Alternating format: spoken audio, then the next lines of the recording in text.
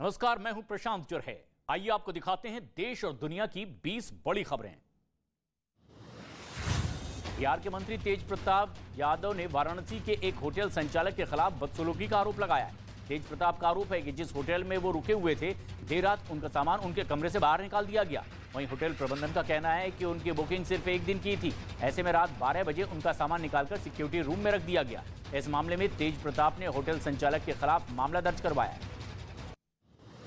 गुजरात के साबरमती जेल में बंद माफिया अतीक अहमद की सेल बदल दी गई है। अतीक को अब आतंकियों वाली सेल में अकेले रखा गया है। वहीं प्रयागराज के चकिया इलाके में भी अतीक अहमद के घर से पुलिस को क्राइम डायरी मिली है। डायरी में कोडवर्ड के साथ पैसों के लेन देन का भी हिसाब दर्ज किया गया है। पुलिस अब डायरी से मिले अतीक के पोस्टर की भी जांच पड़ताल में जुटी है। पुलिस अब पता लगाने में जुटी है कि आखिर ये पोस्टर कहां छापा गया।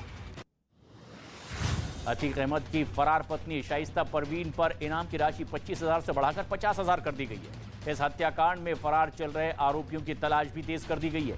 यूपी एसटीएफ और प्रयागराज पुलिस को इस मामले में अतीक के बेटे असद और अतीक की पत्नी शाइस्ता परवीन की तलाश है, क्योंकि इन दोनों पर ही उमेश पाल हत्याकांड की साजिश रचने का आरोप है।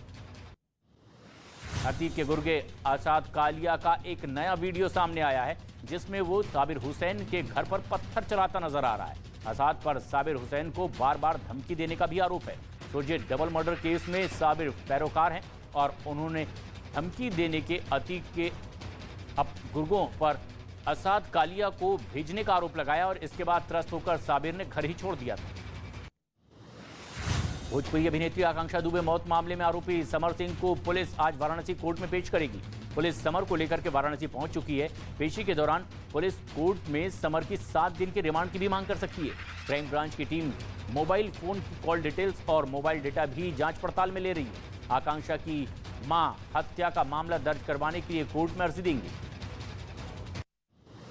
भगोड़े अमृतपाल ने सरेंडर का प्लान ए फेल होने के बाद अब प्लान बी का इस्तेमाल करने की इच्छा जाहिर की और जानकारी के मुताबिक है 11 से 14 अप्रैल को होने वाली बैसाखी के समागम में सरेंडर कर सकता है। बैसाखी सिखों का एक बड़ा त्यौहार है और इस रोज सिखों के 5 तख्त में से एक से बढ़कर एक धार्मिक समागमों का आयोजन भी किया जाता है। ऐसे में अमृतपाल इन्हीं 5 तख्तों में से किसी एक में बैसाखी के दौरान सरेंडर करना चाहता है।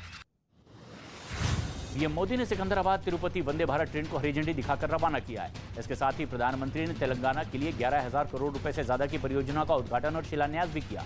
इस दौरान यहां आयोजित कार्यक्रम में पीएम मोदी ने परिवारवाद की राजनीति पर भी करारा हमला किया। कहा, जो परिवारवाद, भाई भतीजावाद और भ्रष्टाचार को पोषित करते हैं, उन्हें ईमानदारी से काम करने वालों से परेशानी हो रही है। प्रधानमंत्री नरेंद्र मोदी तमिलनाडु को भी कई सौगात देंगे। आज चेन्नई एयरपोर्ट के नए टर्मिनल का उद्घाटन करेंगे।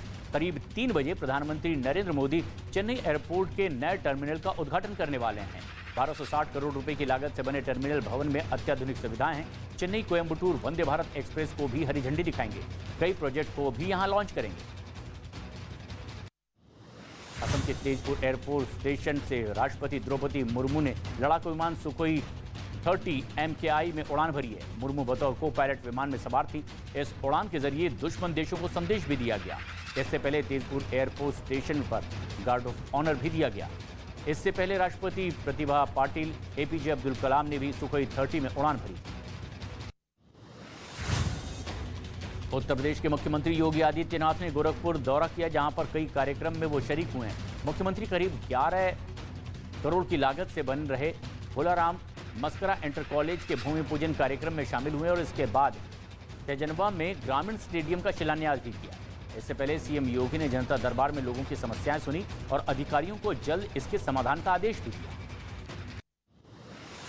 पश्चिम बंगाल बीजेपी ने कुछ बीजेपी के पार्टी छोड़कर टीएमसी में शामिल होने पर ममता बनर्जी पर गंभीर आरोप लगाए।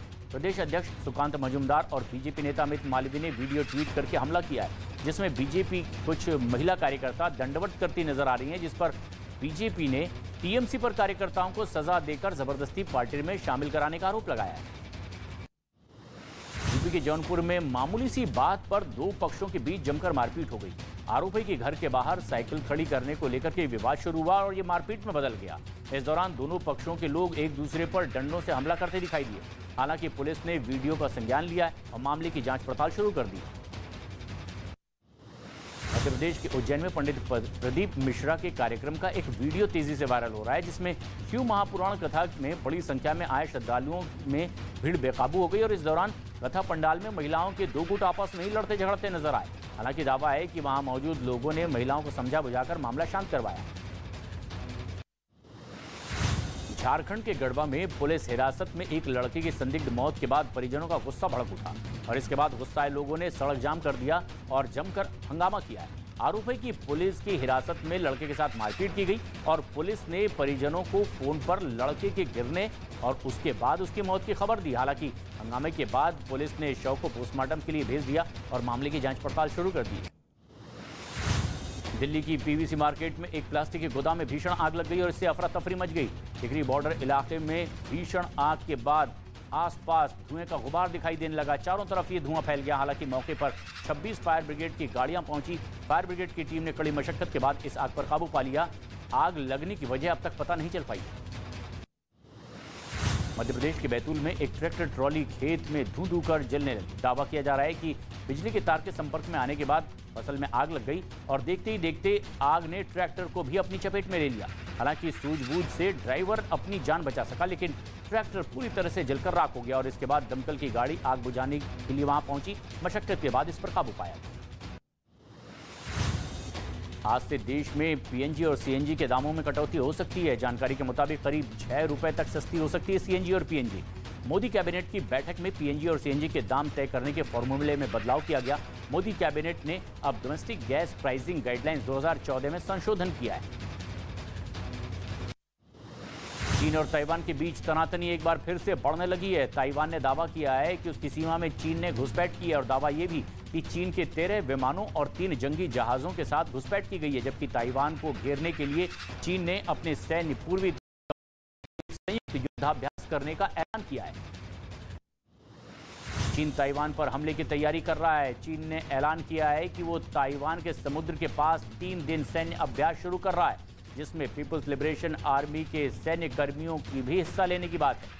ये सैन्य अभ्यास 10 अप्रैल तक चलेगा। वहीं ताइवान का दावा है कि चीन युद्ध की तैयारी कर रहा है और इसीलिए ये सैन्य अभ्यास कर रहा है। उत्तर कोरिया ने दक्षिण कोरिया को लेकर के बड़ा दावा किया है। उसका दावा है कि नॉर्थ कोरिया ने एक और हथियार का परीक्षण किया है। उत्तर कोरिया का दावा है कि under water nuclear attack drone का परीक्षण किया गया है। अमेरिका और साउथ कोरिया के मिलिट्री ड्रिल के जवाब में यह परीक्षण किया गया है। वहीं इस परीक्षण पर सवाल भी उठ रहे हैं कि क्या वाकई ऐसा कोई हथियार नॉर्थ कोरिया के पास मौजूद है।